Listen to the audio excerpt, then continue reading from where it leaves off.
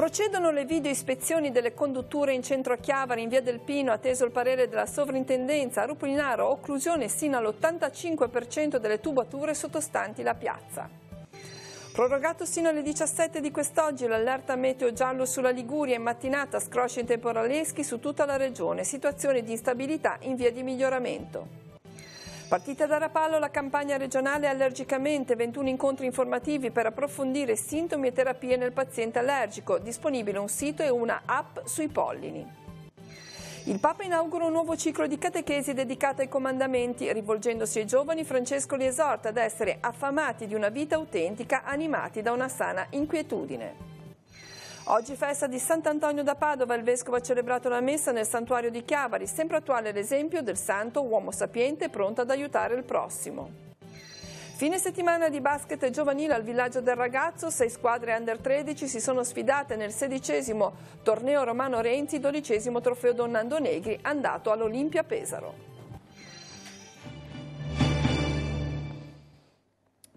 Buongiorno a tutti, ben arrivati al TG13, l'apertura dedicata all'attività amministrativa. Oggi ci concentriamo su Chiavari, dove nonostante il maltempo di questa mattina proseguono i cantieri attivati in centro con l'intento di migliorare il deflusso delle acque piovane. In particolare sono 2 cantieri aperti, uno in via del Pino, dove la conclusione dei lavori potrebbe essere imminente atteso il placet della sovrintendenza. In Corso Millo invece proseguono le video ispezioni che stanno mostrando una situazione particolare di occlusione e anche di instabilità. Sentiamo.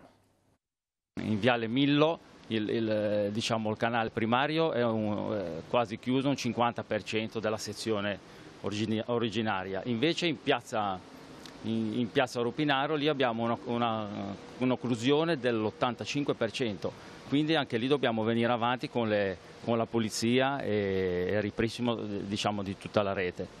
Come procedete voi in questi interventi? Prima di tutto con la video ispezione, poi insieme affiancati a IRE andiamo avanti col discorso di pulizia e in questo caso qui in Corso Millo abbiamo trovato anche il problema dei soffitti che sono parzialmente crollati, che anche per un discorso sia di viabilità e di sicurezza dobbiamo per forza aprire il canale e nel frattempo puliamo e ripristiniamo con una soletta rinforzata per avere il transito sicuro. Quali sono i vari step di avanzamento lavoro sia per quanto riguarda Corso Millo sia per quanto riguarda Via del Pino? Allora, Via del Pino siamo in corso di definizione, abbiamo trovato questi ostacoli legati alla presenza di alcuni muri antichi, avendo fatto gli scavi che noi facciamo esattamente sui canali, quindi non abbiamo bisogno di archeologia preventiva, andiamo a lavorare sui canali. Poi nel momento in cui si arriva su alcuni incroci di canali, come in quel caso lì, si è dovuto fare una modifica. Avendo proposto questa modifica dei canali si è dovuto chiedere l'autorizzazione alla sovrintendenza perché ha ritenuto che questo muro fosse particolarmente rilevante. E questo ci ha determinato un rallentamento di circa un mese, perché hanno addirittura fatto demolire una parte di cose che avevamo già costruito e quindi si è dovuto approfondire e rallentare. Però riteniamo che in una quindicina di giorni, se oggi ci danno l'autorizzazione, là si possa sistemare e finalmente il centro storico ha uno sfogo diretto verso un canale abbastanza efficiente che è quello di Corso Garibaldi che porta a mare.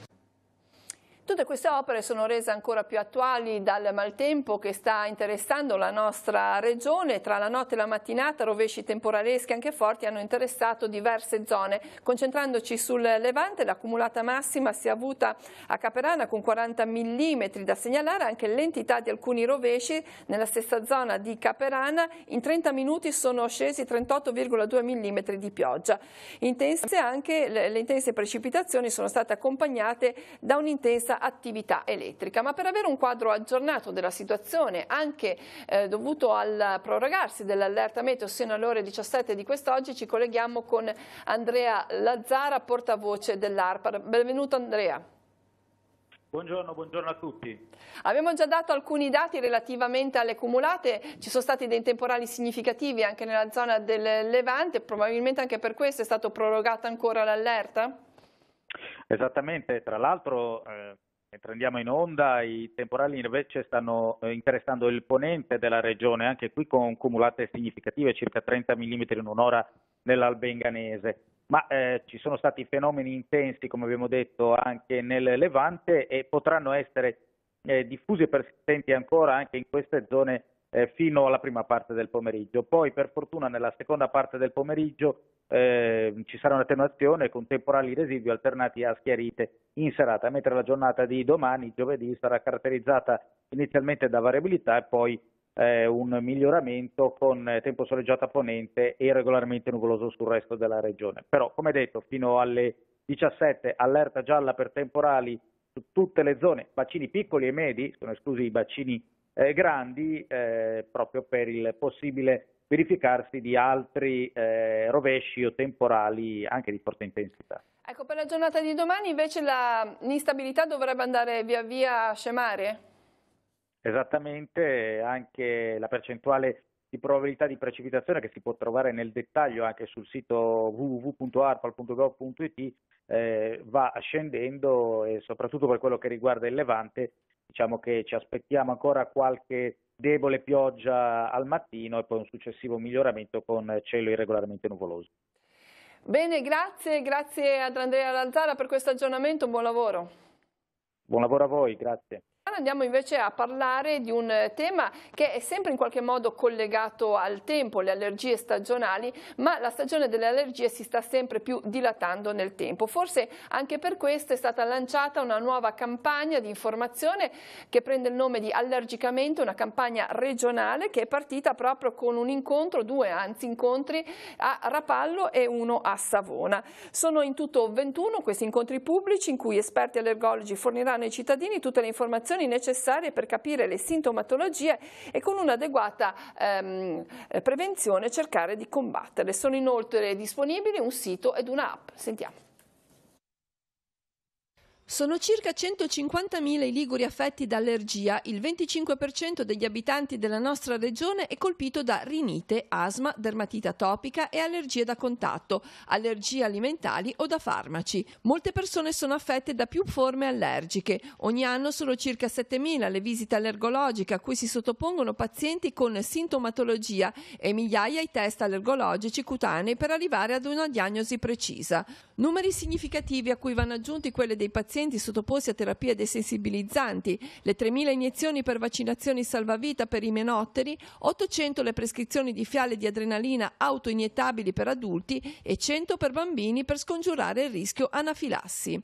Numeri di tutto rispetto che hanno mosso la Regione dapprima a realizzare il progetto Gaia per la tutela dei soggetti con allergia alimentare e ora il nuovo progetto di divulgazione Allergicamente. Andiamo nei comuni a far conoscere ai cittadini le malattie allergiche. È importante perché ci sono sempre di più fake news, come si dice oggi, notizie false sulle malattie allergiche ed è importante il ruolo dello specialista allergologo per cercare di affrontare nella maniera più corretta possibile la malattia allergica. È importante fare una diagnosi precoce per iniziare l'immunoterapia, che è una immunoterapia che può far veramente guarire il paziente allergico e respiratorio. Allergicamente promuove 21 incontri gratuiti in tutta la Liguria, in cui esperti allergologi saranno a disposizione dei cittadini per parlare delle differenti tipologie di malattie allergiche a fronte del progressivo aumento che si registra in Liguria. Il primo si è svolto a Rapallo e a Savona, per poi proseguire in altri 19 comuni. La campagna di informazione è portata avanti anche attraverso un sito che si chiama polliniallergia.net, è un'app che si chiama Meteo Allergie, sulle quali pubblichiamo il bollettino del polline. Il bollettino del polline è quello che ci dice in questo momento che pollini ci sono nell'aria, a che concentrazione e se il paziente sa di essere allergico a quel polline può praticare la sua terapia e la prevenzione. E noi ora apriamo la pagina ecclesiale con l'udienza tenuta questa mattina in piazza San Pietro da Papa Francesco. Il Santo Padre ha inaugurato un nuovo ciclo di catechesi. Dopo aver approfondito il tema dei sacramenti, il Papa si è concentrato sui comandamenti.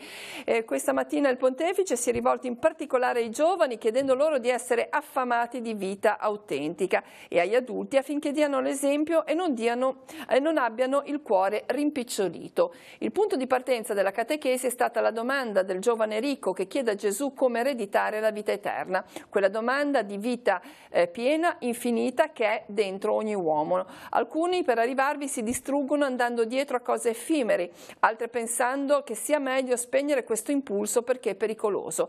Ma, ha spiegato il Papa, il nostro peggior nemico è la pusillanimità. Sentiamo un passaggio di Papa Francesco. Bisogna chiedere al Padre Celeste per i giovani di oggi il dono della sana inquietudine. Ma a casa, nelle vostre case e non in famiglia, quando si vede un giovane che è seduto tutta la giornata così, cosa pensano mamma e papà? Ma questo è malato, ha qualcosa e lo portano dal medico, o no? La vita del giovane è andare avanti, essere inquieto, la sana inquietudine, la capacità di non accontentarsi di una vita senza bellezza, senza colore. Se i giovani non saranno affamati di vita autentica, mi domando dove andrà l'umanità. Dove andrà l'umanità con giovani quieti, non inquieti? Dove andrà? Oggi la Chiesa fa memoria di Sant'Antonio da Padova. Il Vescovo ha celebrato questa mattina la Santa Messa nel santuario dedicato al Santo a Chiavari. Molto partecipate alla celebrazione. Il Vescovo si è soffermato proprio sulla figura di Sant'Antonio. Il Signore ci fa dono di uomini sapienti. Sant'Antonio è uno di questi, scelto per aiutare altri uomini. Questo è un passaggio dell'omelia. Abbiamo ascoltato Don Pino Carpi, rettore del santuario, che racconta quanto è sentita nella comunità la devozione al santo. La nostra comunità che si raduna qui nella chiesa di Sant'Antonio la sente molto. Già nei 3 giorni precedenti abbiamo avuto una buona affluenza di persone, con Don Andrea ieri, con Don Paolo l'altro ieri, che hanno guidato le nostre celebrazioni, e io direi che oggi sarà un po' il vertice di tutta la celebrazione. 2 parole sulla figura di Sant'Antonio? Sant'Antonio, nel calendario che noi abbiamo preparato all'inizio dell'anno, per questo mese di giugno abbiamo messo una frase che dice lui di sé: senza la misericordia di Dio io Antonio non sarei niente. La misericordia di Dio è come il pilastro che sostiene il cielo e la terra. Se questo pilastro cade, siamo perduti. Si celebrerà a Genova il 16° congresso nazionale del Serra International Italia. Da venerdì a domenica congressisti da tutta Italia si ritroveranno allo Star Hotel President di Corte Lambruschini con una serie di incontri incentrati sul tema principi universali e nuovi linguaggi. Una particolare attenzione sarà rivolta ai giovani in vista del Sinodo speciale dei Vescovi. A Genova è nato il primo club europeo del Serra nel 1959 grazie alla volontà del cardinale Giuseppe Siri. I lavori inizieranno venerdì alle 16 con i saluti del Presidente nazionale, del Governatore del Distretto 70, del Sindaco di Genova Marco Bucci e del Vescovo Ausiliare di Genova Monsignor Nicolò Anselmi. Ora sfogliamo le pagine dei quotidiani insieme a Marco Revello, poi ci ritroviamo con gli aggiornamenti e lo sport. Avvenire titola Kim Trump, la stretta di mano che può aprire una nuova era, intesa per la denuclearizzazione della penisola coreana con molte incognite, impegni e ambiguità dei 2 leader. E poi scontro tra Francia e Italia sui migranti, Parigi cinico lo stop all'Aquarius, da Conte secca risposta bilaterale a rischio, critiche da Madrid e la Merkel dice uniti o così l'Unione Europea vacilla. L'analisi perché le ONG tornano bersagli delle bufale. In 626 verso Valencia, ma in mare si muore, soccorsi e polemiche. Poi c'è un inedito, aperture nel dossier per Paolo VI. Albino Luciani e i vescovi del Triveneto dissero un sì alla pillola contraccettiva.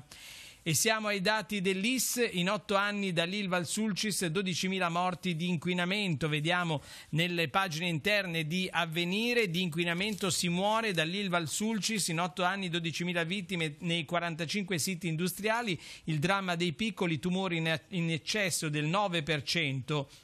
L'Istituto Superiore di Sanità anticipa i dati del rapporto epidemiologico. Sentieri dice esposte a rischi 6 milioni di persone in 319 comuni. Italia spaccata sulle bonifiche, al sud non si fanno.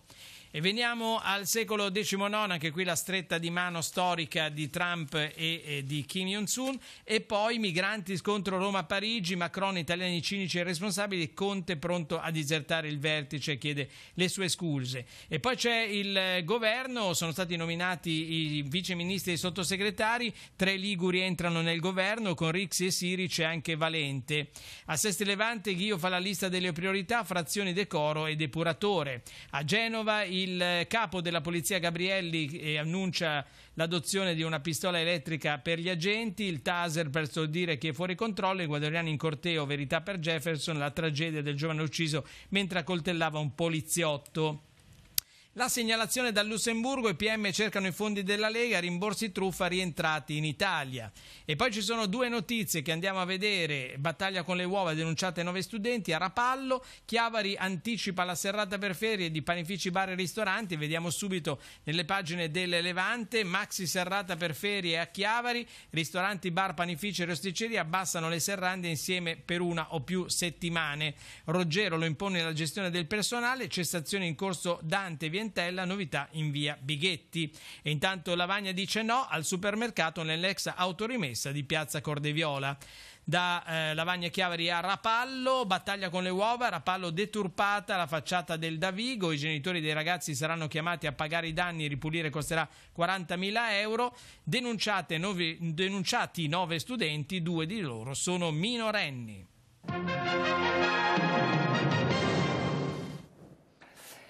Un primo aggiornamento di cronaca arriva dalla questura di Genova, fa riferimento ad una operazione volta alla repressione del traffico di sostanze stupefacenti che ha visto impegnata la polizia in un intervento avvenuto ieri sera in corso Buenos Aires a Lavagna, quando all'attenzione dei poliziotti in servizi in abiti civili è balzata la figura di un giovane che aveva già precedenti come spacciatore di marijuana. I poliziotti del commissariato di Chiavari hanno proceduto allora al controllo, notando che il ragazzo, un 18enne residente poco distante, aveva un atteggiamento innervosito dalla presenza degli agenti. La sostanza stupefacente rinvenuta negli slip del giovane, circa 2 grammi di marijuana, e numerosi messaggi WhatsApp con il quale il giovane si accordava con alcuni coetanei hanno alimentato i sospetti degli operatori, che hanno ritenuto necessaria una successiva perquisizione domiciliare.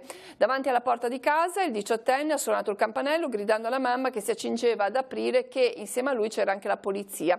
Mentre si sentivano la mamma che i passi della donna allontanarsi, i poliziotti sono entrati nell'abitazione dirigendosi subito verso il bagno, dove si stava ancora ricaricando l'acqua dello sciacquone appena svuotato, e nel water però galleggiava ancora un involucro che una volta recuperato e analizzato è risultato contenere 1 grammo di marijuana. Nel corso della perquisizione sono stati rinvenuti altri 50 grammi della stessa sostanza, suddivise in piccole dosi, e la somma di 110 euro in banconote di vario taglio.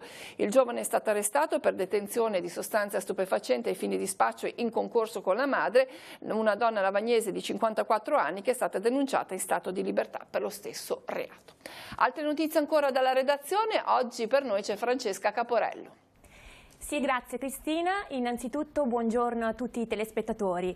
In occasione del 60° anniversario della fondazione Avis Fidas, questa domenica 17 giugno alle 10 si terrà la messa in cattedrale Nostra Signora dell'Orto a Chiavari, in memoria dei donatori defunti. A seguire, nel pomeriggio, a partire dalle 17, sono previsti spettacoli d'animazione per le vie del centro, e alle 21 si terrà una serata di cabaret coi Pirati del Carugio. L'evento ha lo scopo di sensibilizzare le persone e di invitarle a compiere un gesto di civiltà e generosità, in riferimento anche alla giornata mondiale del donatore del sangue, che si terrà domani, giovedì 14 giugno. Dalla redazione è tutto, ripasso la linea allo studio.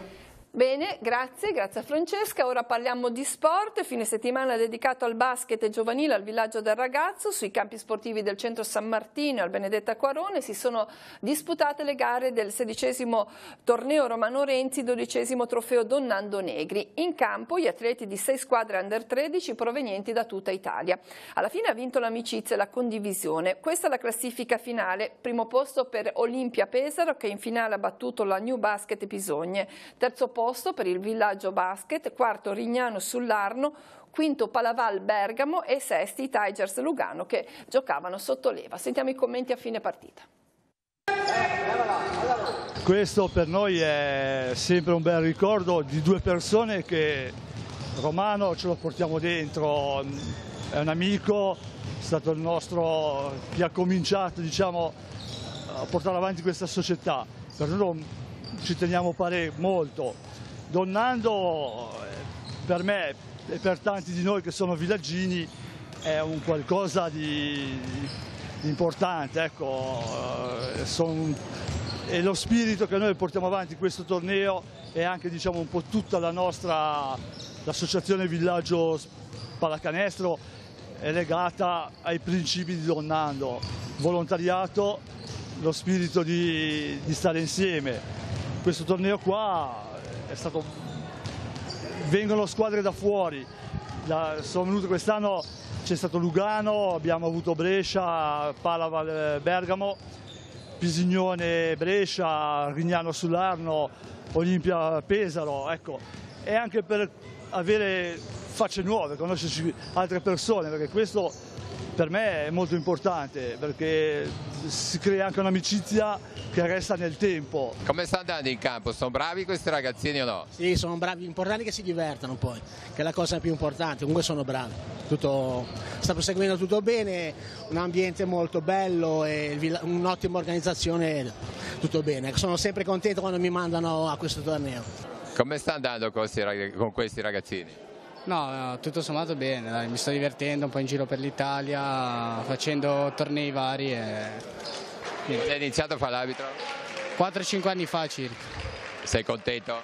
Sì, sono contento. Allora buona partita. Grazie.